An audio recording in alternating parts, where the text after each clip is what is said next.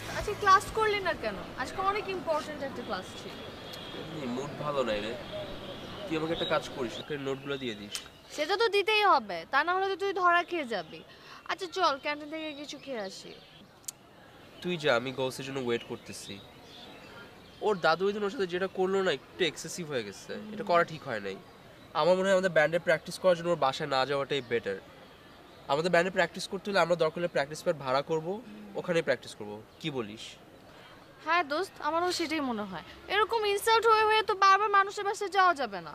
But দোস্ত শুন, আমি না এটাই বলবো যে এই ইস্যুটা ধরে আমাদের ব্যান্ডের অ্যাক্টিভিটি যেন অফ না হয়ে যায়। সেটা তো কখনোই হবে না। আমি আর গাউস পুরোপুরি ট্রাই করবো আমাদের ব্যান্ডটাকে সিটি বাসে টিকায় রাখতে। এমনিতে আমাদের ওই ঘটনার পর কি তোরা গৌসের সাথে কথা হয়েছে? না রে দোস্ত, আমি অনেকবার চিন্তা করছি ওকে ফোন দিব, কিন্তু পরে চিন্তা করলাম যে ওকে ফোন দিয়ে কী বলবো। আর তাছাড়া ওকে ফোন দিলে না ও আরও বেশি এম্বারেসড হবে, তাই ওকে আর ফোন দেয়নি। তুই একটু কাজ কর, দাঁড়া। আমার মনে হয় আমি ওকে ফোন দিই, দেখি ও ফোন যদি ধরে।